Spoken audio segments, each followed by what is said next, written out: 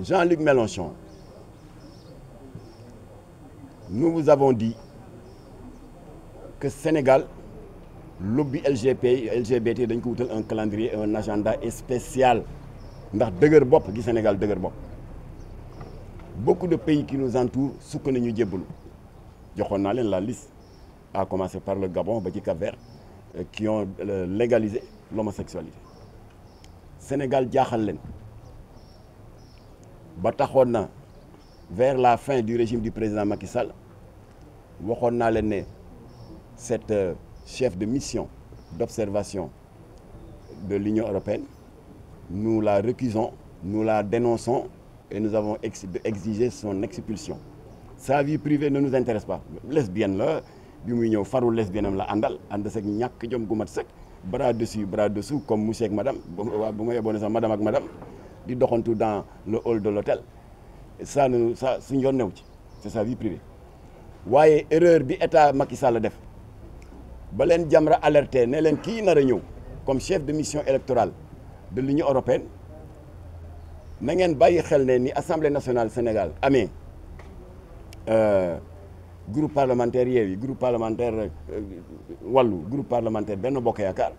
parlement européen noonu la amee groupe parlementaire socialiste groupe parlementaire écologiste waaye góor jigéen ñi dañ fa am doole ba xeex nañu ba ñu nangul leen seen groupe parlementaire ma ne ko ndaw si ngeen woo nag comme chef de mission d'observation électorale elle est vice-présidente de l'intergroupe LGBT du Parlement européen. Def naa fii conférence de presse qui a fait beaucoup de bruit dans le pays le 12 février. Agenda bi di continuer ndax ndaw si dafa ñëwoon xàllal yoon Charles Michel ñëw Jamra daal di alerté waat. Nous n'avons pas dit encore une fois Modou Fall mën a tooñ que Diomaye waru ko recevoir on l'a jamais dit et puis un chef d'État. C'est impossible nga naan danaa wax ak kii du ma wax ak kii Diomaye mënul loolu il est obligé de parler à tout le monde dëmma yeeg nooxóor yeeg franc-maçon yeeg góor jigéen yi ñëpp lay waxal parce que ñun fa ñuy jegaane ji luy dundal réew mi les institutions de Bretton Woods Fonds monétaire international Banque mondiale ak tamit Union européenne la ñu soxla foofu lañ koy mën a jegaane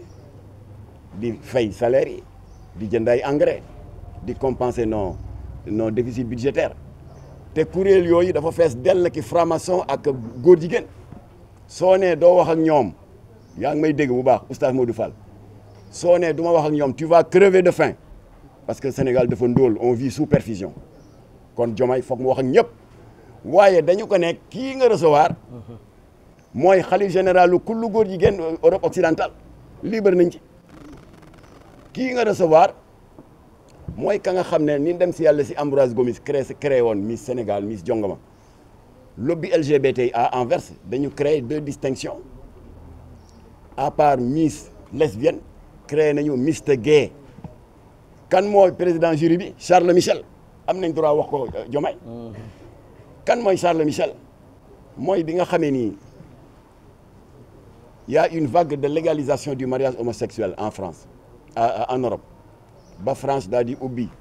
le défilé le 17 mai 2013 sous le magistère de François Hollande daal di légaliser ce qu'ils appellent pudiquement d'ici diw confiture le mariage pour tous maanaam mariage góor jigéen bi ko France defee mais dafa am effet boule de neige Europe yëpp commencé di légaliser le mariage homosexuel léegi Xavier Bettel le premier du Luxembourg daal di ne alhamdulilah sama far wu góor bii nga xam ne ngoroli yàgg na muy l'architecte belge Gauthier Destené naa góorgóorlu daal ñu daganal diggante bi fan la ñu takkee sëy bi à la mairie du Grand-Duché de Luxembourg kan lañ ko ndeyele Charles Michel ngeen ne duñ ko wax bañaa wax alors ñu ne Diomaye kon recevoir ku la neex mais ñu ngi la yëgal ne kii nga recevoir mooy kii surtout léegi ñaar moo mën ne alerte la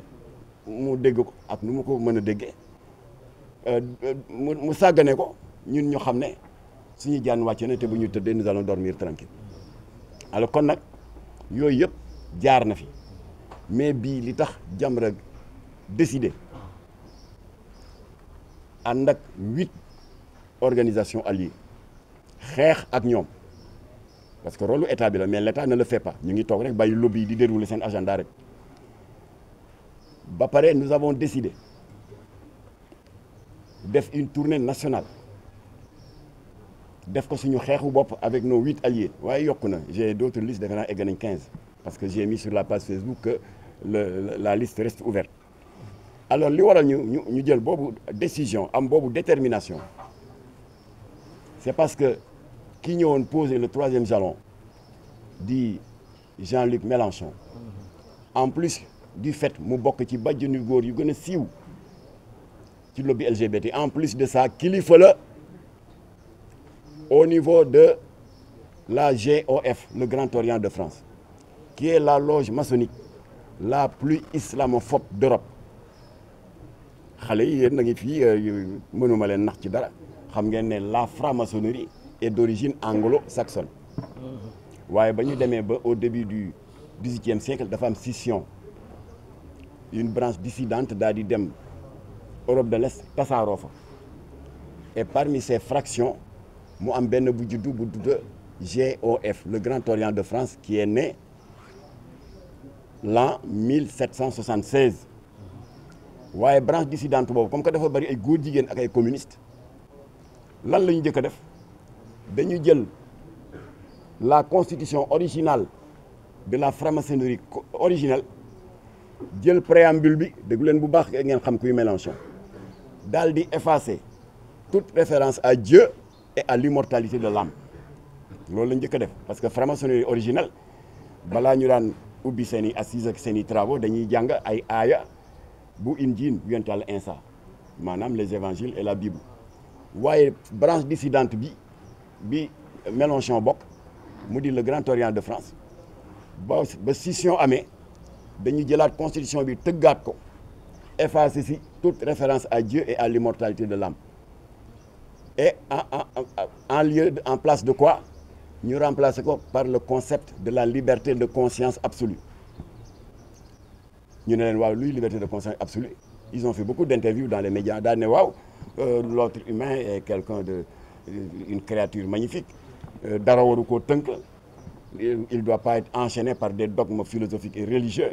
dañ ko war a bàyyi mu seet lu ko soob lu mu bëgg fu mu am goût bu bëggee tëdd góor mu tëdd góor bu bëggee tëdd jigéen bëgg tëdd jigéen mu tëdd jigéen alors mooy liberté de conscience absolue kon nag ñoom nëbbuñu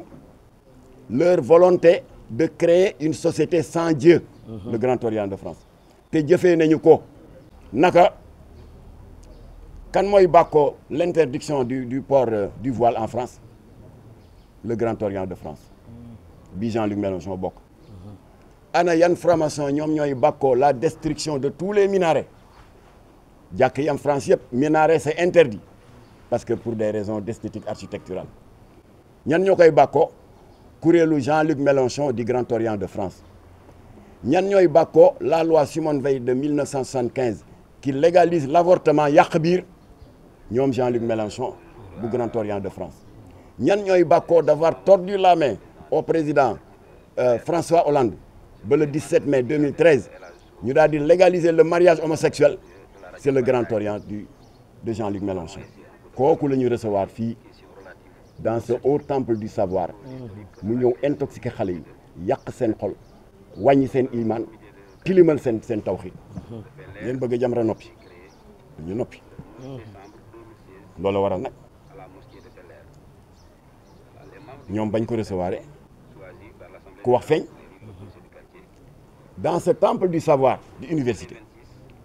ñu ngi ko créé en 1959 ñaata kàngam ñoo fi jaar université formaté leen ñu nekk de brillants esprits ci wàllu politique ci wàllu économie ci wàllu culture wàllu médecine